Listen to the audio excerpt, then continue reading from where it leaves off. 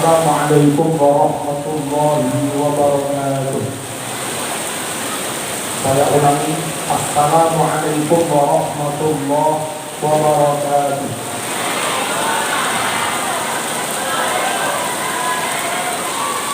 Bismillahirrahmanirrahim. Alhamdulillahilladzi bi ni'matihi tatimmus shalihat wa bi dzikrihi wa tilawati ayatihi tatanazzalur rahmatu wal barakatuh. Allahumma salli wa sallim wa barik ala sayyidina Muhammad sayyidis sadat wa afdalil bariyat wa ala alihi wa sahbihi ma damatil ardu was samawat. Amma ba'd, ikhwati wa akhwati fil Islam, ittaqullaha haqqa tuqatih wa la tamutunna illa wa antum muslimun. Para masyayikh, para ulama, khususnya pengasuh pondok pesantren Mambaul Hikam Burneh Bangkalan, Kiai Haji Fakhrul Razi beserta buyai, matta'anallahu bi tuli hayatihim wa nafa'ana bi ulumihim wa afadha 'alaina min barakatihim. Akhi fillah, Rahmati Nasir selaku pribadi juga selaku Ketua PCNU Bangkalan, semoga Kiai Nasir segera sehat, tidak pakai tongkat lagi. Amin Allahumma amin. Kiai Muhyiddin, pengasuh pondok pesantren As-Saladiyah, alhamdulillah saya sudah sowan ke sana. Semoga semuanya dianugerahi kesehatan, panjang umur, berkah ilmu, lancar sukses dakwahnya, dan manfaat santri-santri dan murid-muridnya. Amin Allahumma amin. Keluarga besar pondok pesantren Mambaul Hikam, para pengurus, para wali santri, para santri, para wisudawan, wisudawati, para alumni, asatidz, ustadzat, mudzakirin, mudzakirat, para ru'asa yang semuanya berkhidmat di dalam Islam, berkhidmat untuk ilmu, berkhidmat untuk ahlu sunnah wal jamaah, berkhidmat untuk NKRI, berkhidmat untuk Nahdlatul Ulama. Semoga berkat khidmat itu Allah Subhanahu wa ta'ala berkenan mempertemukan saya panjenengan semua dengan Syekhana Khalil Bangkalan. Amin Allahumma amin. Para hadirin rahimakumullah, menjaga keaslian ajaran Islam tentu wajib. Menjaga keutuhan ajaran Islam tentu wajib. Kalau ajaran Islam, Al-Quran dan Sunnah terus kita jaga, akhirnya tetap utuh, tetap asli teksnya, asli pemahamannya, asli pengamalan dan prakteknya. Lalu ajaran Islam yang utuh dan asli itu kita wariskan kepada anak cucu kita wariskan kepada murid, jamaah dan umat kita, maka ada harapan besar sampai kapanpun kita, anak cucu kita, murid-murid kita juga para masyarakat dan umat kita semuanya berislam, berakidah, berilmu, beribadah, bermuamalah sesuai dengan tuntunan Rasulullah Sallallahu Alaihi Wasallam. Sebaliknya, kalau kita tidak komitmen menjaga Islam, kalau kita tidak sungguh-sungguh menjaga Islam, akhirnya Islam yang diterima anak-anak kita tidak seperti Islamnya Syekhon. Islam yang diyakini oleh masyarakat tidak seperti Islamnya Syekhon. Islam yang diamalkan para santri, para alumni sudah tidak sesuai dengan Islamnya Syekhon.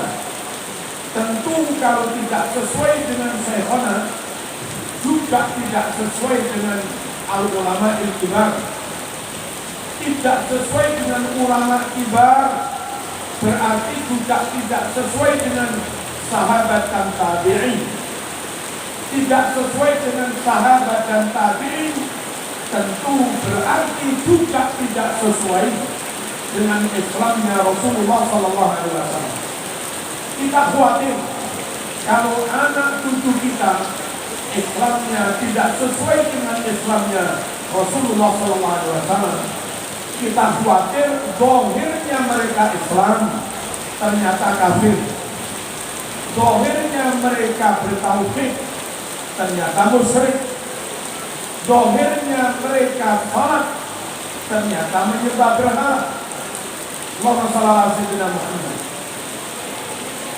Orang yang setiap malam tahajud, orang yang 5 kali dalam sehari 5 waktu sholat fardu, mungkin sholatnya secara syariat benar, tapi kalau ternyata ilmu akidahnya, ilmu tauhidnya menyimpang, dia masuk golongan mujassimah, dia masuk golongan musabbihat, menyerupakan Allah, menyamakan Allah dengan makhluknya. Memang dia sholat, memang dia tahajud, memang dia beribadah, tapi yang dia sembah itu, yang dia tahajud itu, ternyata bukan Allah. Karena menurut tasawwur dia, menurut tahlilat dia, menurut persepsi dia, Allah itu digambarkan punya kepala, punya mata, punya telinga, punya alis, punya hidung, dan segala macamnya. Dan tentu kalau dibayangkan Allah kayak begitu, itu bukan Allah. Itu tasawwurmu, itu persepsimu tentang Allah, dan bukan Allah.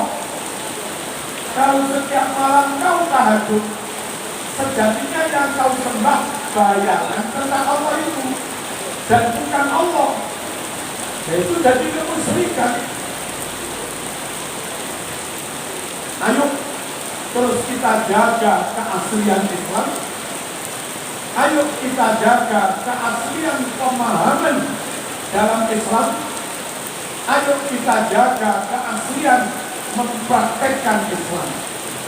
Bagaimana caranya? Caranya adalah pesantren salah, pesantren Ahlus Sunnah wal Jamaah yang secara umum tergabung dalam Jam'iyah Nahdlatul Ulama. Allahumma shalli ala sayyidina Muhammad. Kasus-kasus salah memahami Al-Quran, kasus-kasus salah memahami teks Al-Quran, salah memahami teks hadis sering terjadi di lembaga-lembaga atau pondok-pondok yang di luar Ahlus Sunnah wal Jamaah. Yang saya katakan, mengatakan Allah punya wajah beneran, Allah punya mata beneran, Allah punya tangan beneran, Allah punya telinga beneran, itu bukan pondok NU, bukan kiai NU, bukan ulama-ulama NU, bukan habaib NU, bukan ulama ahlus sunnah wal jamaah. Allahumma shalli ala sayyidina Muhammad. Baru-baru ini salah satu ustadz salafi pondoknya di Jember berfatwa bahwa rukun wudu hanya 2. Cukup membasuh wajah dan tangan saja. Cukup membasuh wajah dan tangan saja. Gak usah yang lain-lain. Itu jelas sesat. Nabrak Al-Quran. Faghsilu wujuhakum wa aydiyakum ilal marafiq wamsahu bi ru'usikum wa arjulakum ilal ka'bayn. Menurut Al-Quran yang harus dibasuh atau diusap 4, wajah, tangan, kepala, kaki. Tapi ada ustaz salafi wahabi dari Jember berfatwa bahwa wudu cukup membasuh wajah dan tangan. Hati-hati, kalau kepingin Islammu tetap sesuai dengan Islamnya Syekhona, otomatis sesuai dengan Islamnya Syekh Nawawi, otomatis sama dengan Islamnya Al-Habib As-Sayyid Ahmad Zaini Dahlan, otomatis sama dengan Islamnya Syekh Abu Bakar Sabah, sahib I'anatit Talibin, yang mengarang menulis kitab I'anatit Talibin. Kalau kepingin Islamnya tetap seperti ulama-ulama yang kami sebut, dan mereka mewarisi ilmunya Rasulullah SAW, maka jangan keluar, jangan berbeda, jangan menentang dengan ulama-ulama pesantren yang ahlu sunnah wal jamaah, yang rata-rata tergabung dalam jam'iyah Nahdlatul Ulama. Allahumma shalli ala sayyidina Muhammad. Kita tahu di kampus Brawijaya, kita tahu di kampus ITS, banyak sekali mahasiswa salat sudah tidak memenuhi ketentuan salat. Maaf, lagi. Biasanya mereka salatnya begini.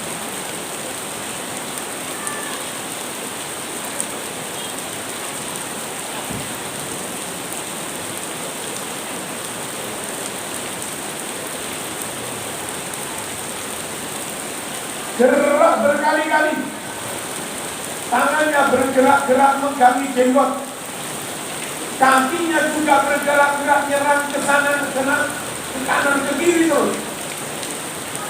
Padahal aturan dari Al-Quran, sholat itu khusyuk, tenang. Alladzina hum fi sholatihim khashi'un. Hadis Bukhari. Ketika Ibnu Umar bertanya, bolehkah akan sujud mengusap dahi kening lantaran ada kerikil nempel? Kata Nabi, in kunta la budda fa'ilan fawahidah. Itu hadis Bukhari. Kalau Anda terpaksa lakukan itu, mengusap kerikil yang ada di dahi, boleh, tapi hanya sekali usapan. Kalau 2 kali usapan, khawatir bergerak 3 kali lebih. Tapi beberapa orang di luar NU, namanya bergerak-gerak berkali-kali, itu biasa. Allahumma shalli ala sayyidina Muhammad. Kita tahu di Jawa Tengah sana, di Solo, ada golongan baru, biasanya berdakwah pakai radio. Mereka bilang kotoran sapi, hewan, binatang, kencingnya itu suci. Andai mau sholat di kandang babi pun sah. Sholat di kandang sapi sah. Padahal jelas kandang unta yang di Arab biasanya kering, itu saja Nabi melarang kita sholat di kandang unta. La tusallu fi autonil ibil, jangan kalian sholat di kandang unta. Tapi ada golongan di luar NU di Solo sana berfatwa nyun sewu telek, kotoran, kencing ayam macam-macam, kotoran sapi, kencing unta suci, diminum nggak masalah. Allahumma shalli ala sayyidina Muhammad. Dan yang paling mengerikan, beberapa golongan di luar Ahlus Sunnah wal Jamaah, golongan di luar NU mentakfir, menganggap kafir golongan yang lain. NU ini dianggap kafir, Muhammadiyah dianggap kafir, dan kalau sudah dianggap kafir, halal dam, boleh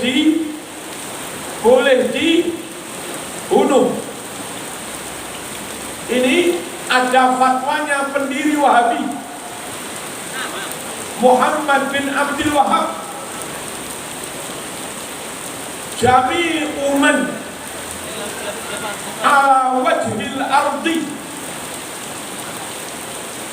wa tahtas sama, jami'u man ala wajhil ardi wa tahtas sama hum kuffar musyrikun halalud dam.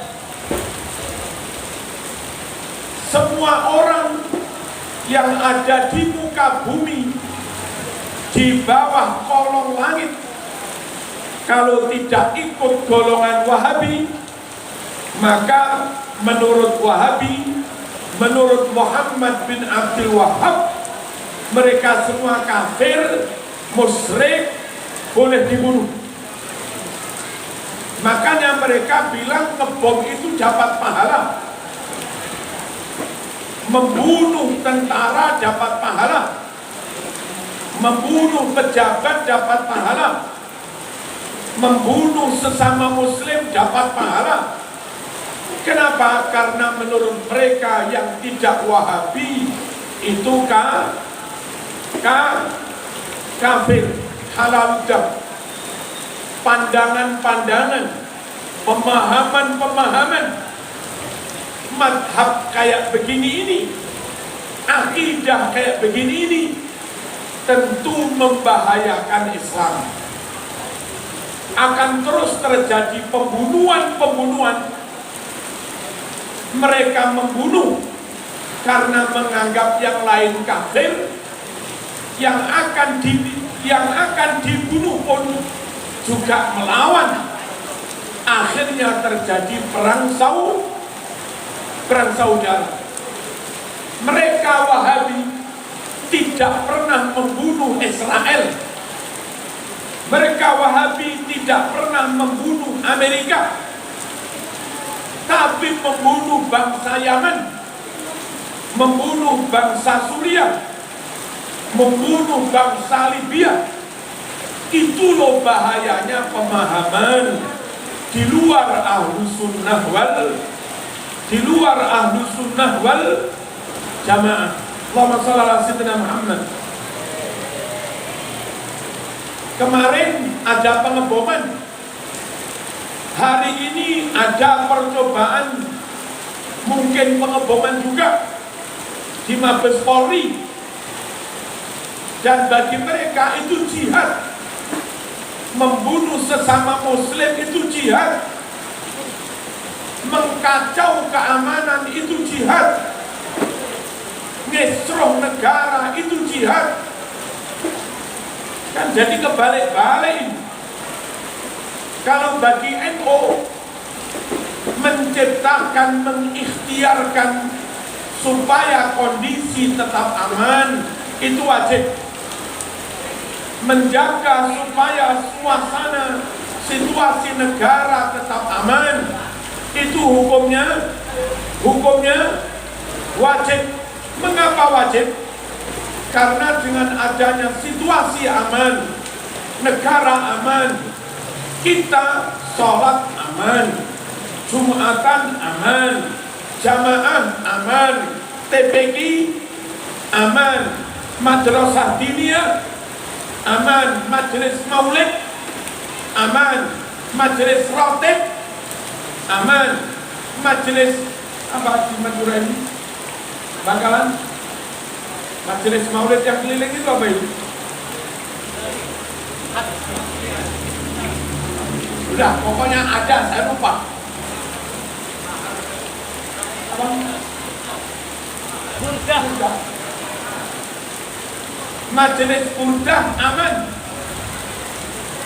dakwah aman, pesantren aman, sekolah aman, yang bertani kerja aman, yang di pasar jual beli aman. Tidak mungkin Jumatan berjalan, tidak mungkin jamaah berjalan, tidak mungkin TPQ pesantren diniyah bisa jalan, tidak mungkin pengajian umum majelis maulid rotib jalan tanpa keadaan negara yang aman. Sekiranya melaksanakan perintah agama wajib, sekiranya melaksanakan Jumatan wajib, sekiranya menegakkan syariat wajib, dan syaratnya negara harus aman, maka bagi NU menjaga keamanan negara hukumnya juga wajib. Ma yatimul wajibu illa bihi fahuwa wajib. Sesuatu yang mana kewajiban syar'i tidak bisa terlaksana dengan baik tanpa sesuatu itu, maka sesuatu itu hukumnya juga wajib. Bagi NU menjaga keamanan wajib supaya umat bisa beribadah. Tapi bagi golongan di luar Ahlus Sunnah wal Jamaah mengkacau keamanan, ini malah jihad. Ngacau negara, jihad. Nyun sewu non gelenon. Sampai sekarang di Libya, gara-gara pecah perang saudara, Muammar Gaddafi dibunuh. Sampai sekarang Libya belum bisa berdiri negara lagi. Masih terpecah menjadi 4 suku antara Benghazi, Tripoli dan yang lain-lain, dan terus otot-ototan. Belum bisa berdiri negara lagi. Kalau belum bisa berdiri negara lagi, kalau ada orang nikah, naibnya siapa? Kalau ada orang mau cerai, hakimnya siapa? Kalau ada rebutan waris, siapa yang memutus? Kacau sudah. Kalau umat pengen berangkat umroh haji, siapa yang tanda tangan paspor? Kacau semua. Negara kacau, agama ikut kacau. Makanya menurut NU, mengkacau keamanan hukumnya haram. Karena mengkacau keamanan berarti juga mengkacau agama. Allahumma shalli ala sayyidina Muhammad. Sekali lagi, ayo tetap merapat ke pesantren. Dulu nenek kakek kita pesantren, ayah kita, mertua kita pesantren, saya sampean juga alumni pesantren. Pastikan anak menantu juga pesantren. Perkara sekolah tapi juga ngaji, silakan saja. Tapi jangan sampai sekolah kok tanpa ngaji.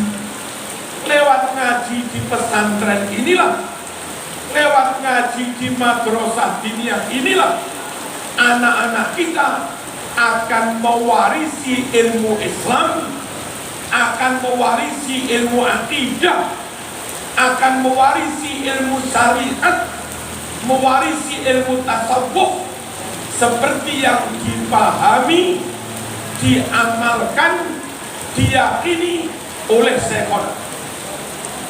Lalu kalau sudah sama dengan Syekhona, saya jamin sesuai dengan ajaran Rasulullah SAW. Beberapa orang, mungkin sebagian sudah menjadi tokoh yang aslinya Bangkalan, aslinya Madura, kuliah di Surabaya, kuliah di Malang, di mana-mana. Tapi saat kuliah di Surabaya, tidak ikut ngaji dengan kiai, tidak ikut ngaji dengan habaib yang Ahlus Sunnah wal Jamaah. Ketika di Malang, tidak mondok, tidak ngaji kepada kiai atau habaib yang Ahlus Sunnah wal Jamaah, hanya ikut kajian-kajian di kampus pakai terjemahan. Ternyata setelah pulang nyimpang sudah, setelah pulang berubah, setelah pulang menclek sudah. Makanya saya berulang-ulang, kalau kepingin saya sampean anak cucu tetap lurus sesuai dengan ajaran Rasulullah SAW, adanya di pesantren, pesantren salaf Ahlus Sunnah wal Jamaah yang secara umum tergabung dalam Jam'iyah Nahdlatul Ulama. Allahumma shalli ala sayyidina Muhammad. Sebagai bukti,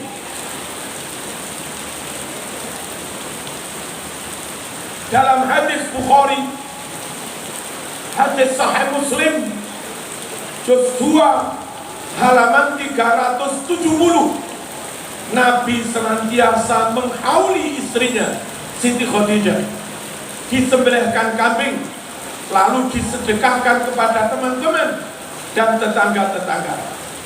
Sampai sekarang NU Ahlus Sunnah wal Jamaah, kaum pesantrenlah yang mengadakan, menjaga, melestarikan tradisi haul. Andai nggak pernah pesantren, kuliah tok, saya kira nggak akan mengadakan haul. Di ITS belum pernah ada haul, di UNER belum pernah ada haul, hatta di IAIN pun belum pernah ada haul. Pesantrenlah yang menjaga, mengamalkan, melestarikan apa yang dilestarikan oleh Rasulullah Sallallahu Alaihi Wasallam. Hadis Bukhari, Fathul Bari, juz 2 halaman 324, Sahih Muslim, juz 1 halaman 410, Nabi bersama sahabat senantiasa berwirid, berzikir ba'da jamaah fardu dengan suara keras. Nabi dan para sahabat berzikir, berwirid dengan suara keras ba'da jamaah sholat fardu. Di kampus-kampus nggak ada wiridan, yang ada di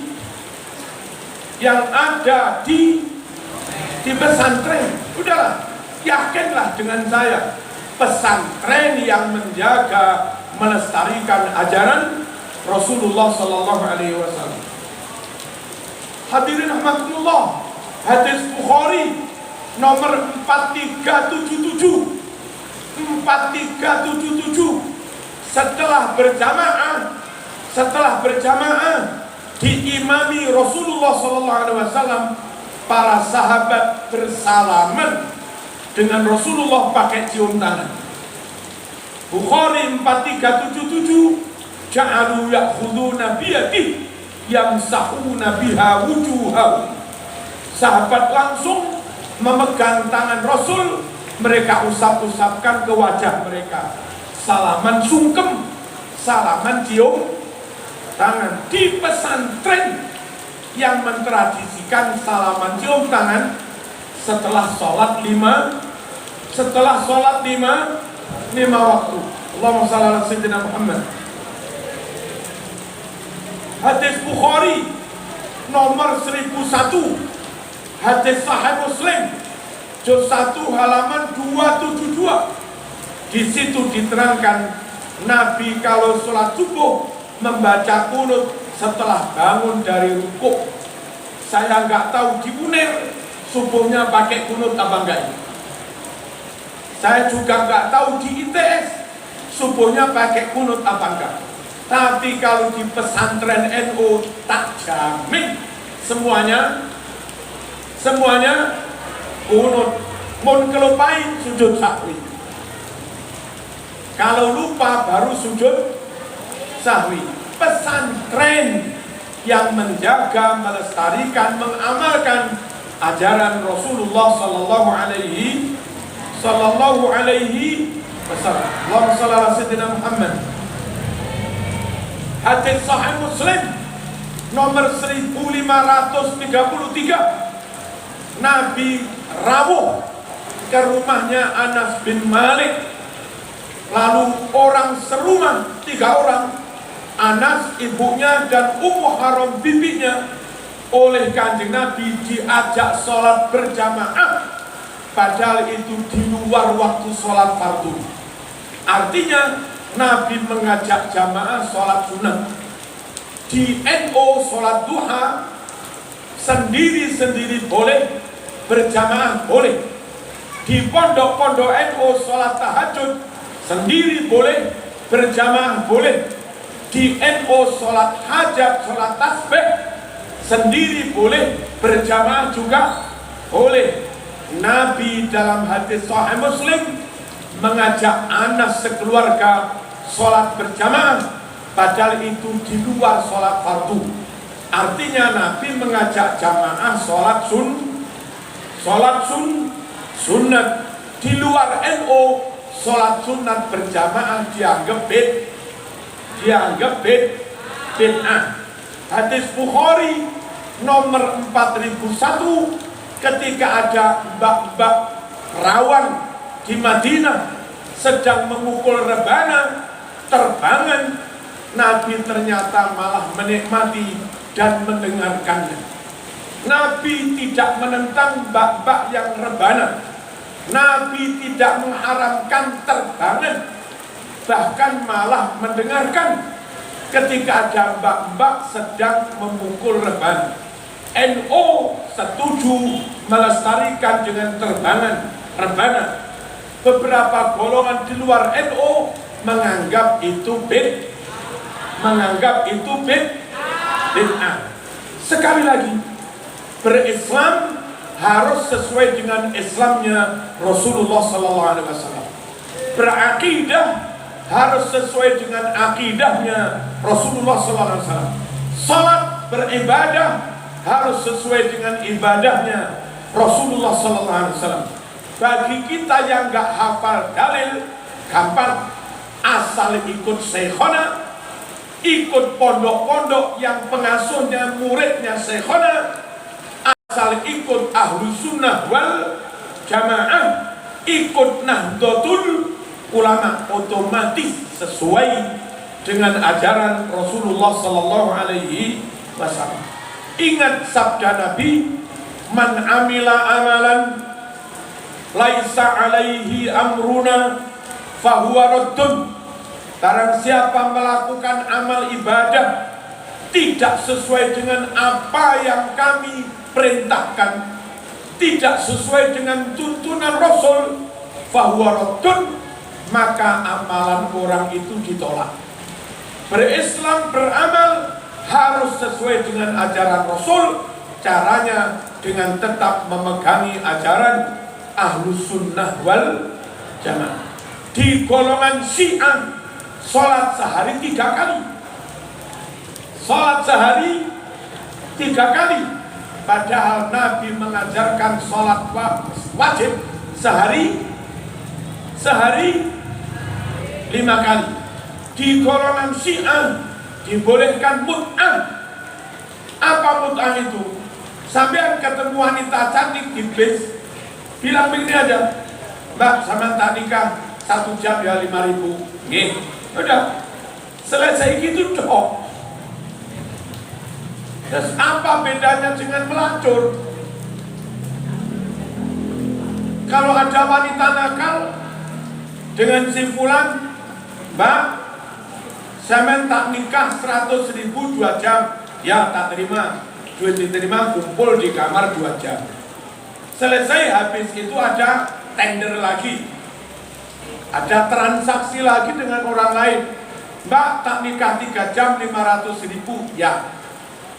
Habis itu transaksi lagi, Mbak, tak nikah 1 juta 2 hari, ya. Itu nanti kalau setelah 2 minggu 3 minggu hamil, terus hamilnya siapa ini? Hamilnya siapa ini? Gak karu-karuan. Masuk begitu ajaran Islam ikhtilatul ansab, masuk begitu ajaran Islam mengkacaukan keturunan, mengkacaukan nasab. Bayi yang lahir menjadi tidak jelas siapa bapaknya. Kalau nggak jelas siapa bapaknya, nanti kalau dia perempuan nikah, siapa walinya? Kalau ada yang mati, dapat warisan dari siapa dia? Kalau dengan ini batalkan untuk apa enggak? Siapa yang batal, siapa yang enggak? Kalau dia harus belajar, siapa yang wajib membiayai sekolahnya? Kacau. Makanya kalau di Ahlus Sunnah wal Jamaah nggak ada itu namanya mut'ah. Allahumma shalli ala sayyidina Muhammad. Di Wahabi juga kacau. Di hadis Bukhari nomor 1010 mengajarkan tentang tawassul. Bunyi tawassul di hadis Bukhari, ya Allah, dengan wasilah tawassul Kanjeng Nabi, kami minta hujan, Allah memberi hujan.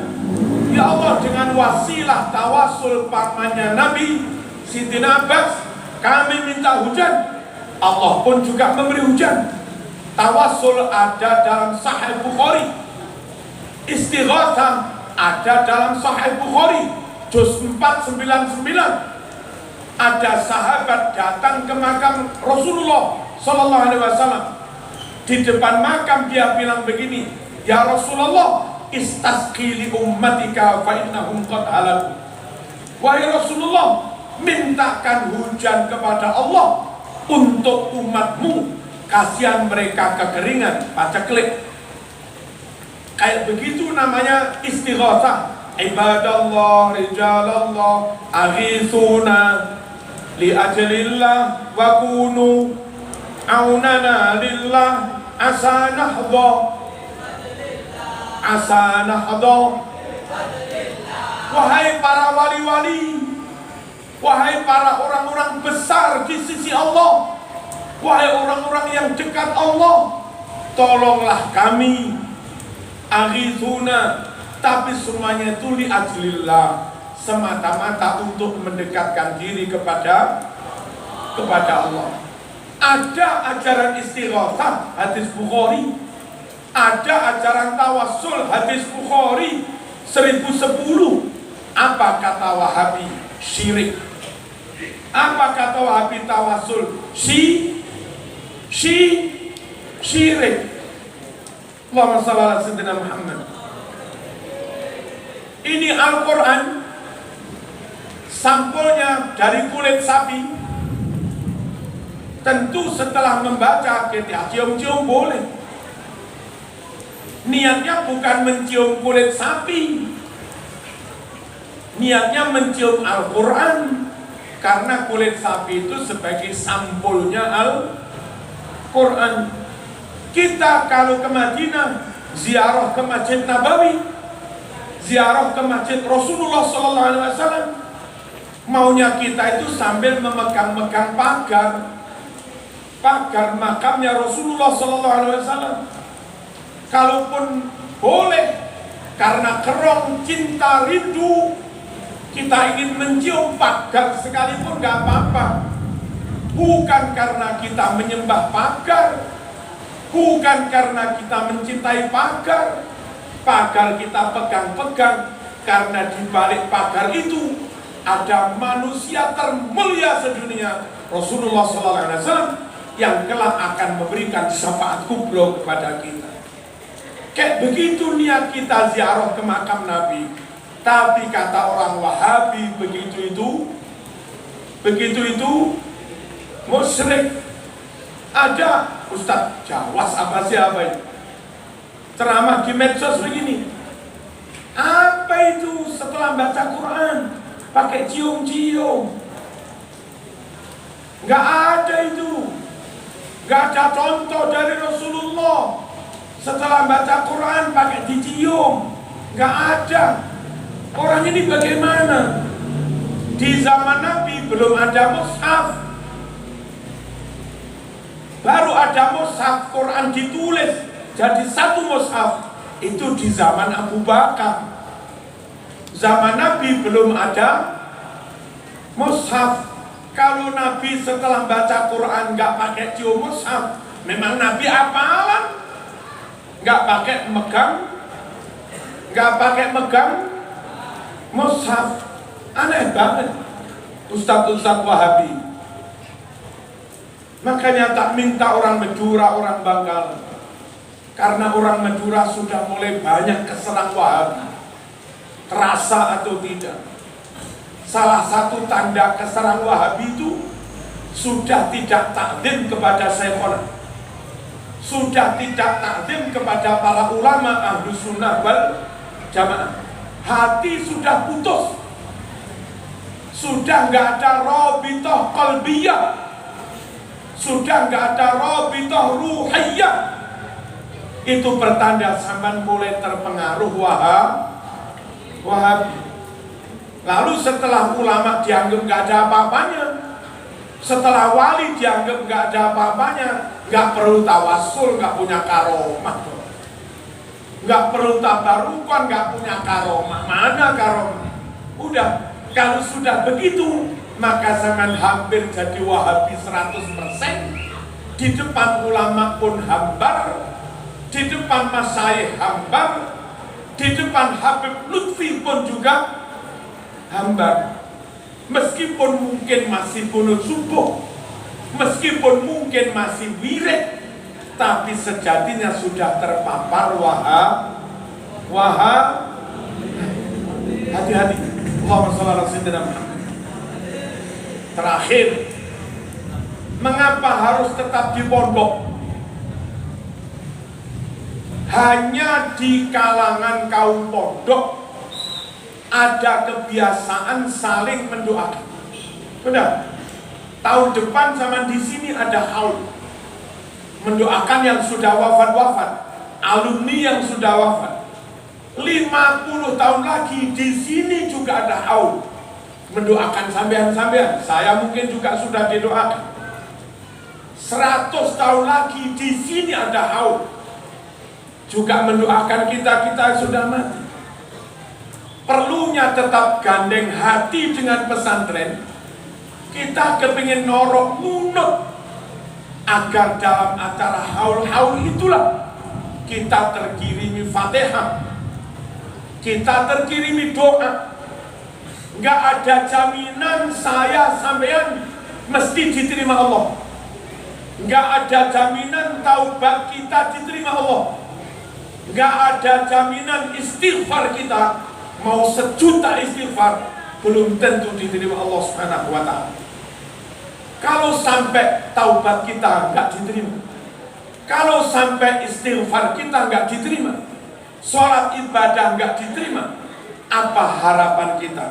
Doa dari anak, doa dari murid, doa dari teman, doa dari jamaah, dan itu adanya di komunitas kaum pesantren.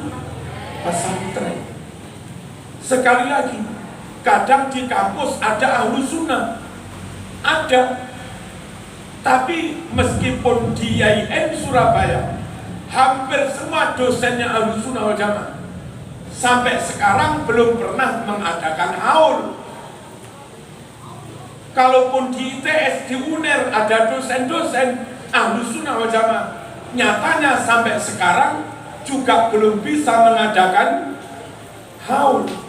kita perlu terus gandeng dengan pesantren, menjadi masyarakat pesantren, menjadi jamaahnya pesantren, menjadi komunitas pesantren. Perlunya agar kita yadkhul, yansajin, yasluk, agar kita masuk dalam kumpulan kaum pesantren itu. Kalau kita masuk di situ, 50 tahun kita dapat doa, 100 tahun lagi kita tetap dapat doa. Syekhona itu sudah berapa ratus tahun, sampai sekarang masih dapat doa itu dulu. Apa perlunya doa? Siapa tahu sholat kita nggak diterima, bisa-bisa kita masuk surga bukan karena sholat kita, tapi karena sering dapat kirim doa setiap ada acara haul. Kesimpulan pengajian malam ini, udah pokoknya tetap pesantren. Setelah pesantren mau kuliah silakan, pokoknya pesantren. Setelah pesantren terok daerah dinyatore, pokoknya pesantren. Setelah pesantren teroda lakonnya tore pun pokok pesantren. Ijazah SMK-nya tore, ijazah otomotif mesinnya tore, pokok pesantren. Insya Allah fit dunya hasanah wa fil akhirati hasanah wa qina adzabannar. Hadirin rahimakumullah, saya sekedar kepingin menginfo sedikit tentang, kalau menurut kami para pendiri-pendiri NU, para ulama-ulama yang diikuti NU itu masih ahya, masih hidup di alam barzakh mereka. Ya tasarrufun, mereka masih ikut membimbing, mengawasi kita semua. Nyun sewu ramaki. Kira-kira sebulan atau sebulan setengah yang lalu, ada tamu ke rumah. Saya nggak pernah kenal tamu itu. Dia biasanya tirakat, dikir-dikir di makamnya Syekhona. Terus saja. Tahu-tahu, entah dia mimpi apa enggak, kami nggak tahu. Dia oleh Syekhona diberi tulisan Bismillahirrahmanirrahim. Pesannya Syekhona disuruh ngantar ke Marzuki. Dia juga belum tahu rumah saya. Lalu dia nggak percaya, jangan-jangan itu hanya halusinasi atau apa. Terus nggak segera diantar tulisan Bismillah itu. Terus tetap saja diaroh di makamnya Syekhona. Lalu begitu lagi, antarkan tulisan Bismillah itu ke Marzuki sampai 3 kali. Akhirnya terus diantar ke rumah saya. Kami simpan itu tulisan Bismillahirrahmanirrahim. Wali-wali kita itu masih kayak begitu. Penggagas berdirinya NU Syekhona, meskipun secara jasadian sudah wafat, tapi nyatanya masih kayak begitu. Imam Syafi'i sama. Kira-kira 3 minggu yang lalu atau 4 minggu, saya sama Bunyai mancing ke Tulungagung. Saya Bunyai sama Ki Arsad di depan samping saya, sama Ki Hakim ketua NU Tulungagung. Pancing itu paling berjarak 30 cm. Saya Bunyai mancing. Bunyai ini dapat sampai 19 ikan. Saya kiai-kiai nggak ada yang dapat. Lalu sekedar untuk menghibur biar nggak jengkelin, saya bercerita, Nun Sewu, rezeki apa enggak itu apa kata Allah, takdir. Yang penting kita ikhtiar. Contohnya ini, ikhtiarnya sama, mancingnya sama, jaraknya sama, rezekinya beda, memang takdir. Lalu saya ceritakan cerita Imam Syafi'i dengan muridnya. Imam Syafi'i bilang, rezeki itu apa kata Allah? Kata muridnya, tapi harus usaha Kiai. Apa kata Allah? Tapi harus bekerja Kiai. Apa kata takdir? Tapi harus bekerja Kiai. Akhirnya memegangi prinsip sendiri-sendiri. Muridnya pamit, udah Kiai saya mau kerja, ya silahkan kerja, tak doakan. Imam Syafi'i nggak kerja, tetap ngajar aja. Tapi yakin kalau takdirnya dapat rezeki ya tetap dapat. Muridnya kembali lagi dapat duit banyak, laris dagangannya. Bilang pada Imam Syafi'i, Pak Guru, ini loh, kalau kita mau kerja saya dapat. Sampean ngajar dong nggak kerja nggak dapat kan? Imam Syafi'i tetap ngotot, udahlah, kalau takdirnya saya dapat udah. Lalu nggak lama kemudian si muridnya ini berbagi, ini yang separuh untuk panjenengan guru. Hasil kerjanya muridnya sebagian diberikan kepada Imam Syafi'i. Lalu Imam Syafi'i bilang, nah ini loh, meskipun saya nggak kerja, kalau takdirnya dapat. Buktinya ini, pas saya menyebut kalimat Imam Syafi'i itu, meskipun saya nggak kerja, kalau takdirnya dapat. Bareng dengan kalimat itu, tahu-tahu pancing saya digondol ikan, dan dia dapat satu dok itu. Tak pikir ini bagian cara Allah menunjukkan karomahnya Imam Syafi'i. Dari tadi sekitar 2 jam mancing nggak dapat. Hanya karena lisan saya ditakdir menceritakan ucapannya Imam Syafi'i. Loh ini lo dapat. Kalau takdir bareng kalimat itu, pancing saya digondol ikan, ya dapat satu itu. Ini mas, ulama-ulama kita zawu karomah. Beliau punya karomah. Pertanda kalau mereka itu aulia illah, busro karomah ala aulia ala inna aulia Allah la khaufun alaihim wala hum yahzanun alladzina amanu wa kanu yattaqun lahumul busro. Ada karomah, lahumul busro fil hayatid dunya wa fil akhir. Kedemyati Pacitan, saya kepingin suan ke sana.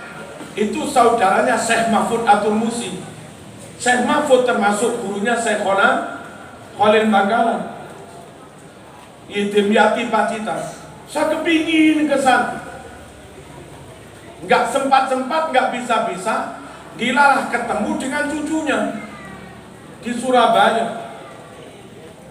Setelah ketemu dengan cucunya lama, saya seneng begitu. Pagi, baca ngajar baca subuh, saya tidur karena ngantuk.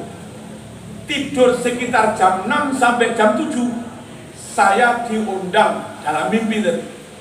Diundang acara haul Syekh Demyati Pacitan. Saya yang ngaji sekaligus saya ziarah. Jadi sekedar kerong rindu saja. Asal sungguh-sungguh min somimi qulubina, benar-benar dari lubuk hati yang paling dalam, insya Allah wali-wali kita masih memanggil kita. Enggak usah khawatir dengan ulama-ulama ahlu sunnah wal jamaah. Ini yang perlu kami sampaikan. Moga-moga pondok ini tetap barokah. Fakhruddin moga-moga tetap sehat, panjang umur. Bunyai moga-moga rezekinya banyak, Bunyai bangunnya lancar, syukur-syukur semakin lebar membeli tanah kanan kiri. Amin Allahumma amin. Ala hadiniyah al-Fatihah.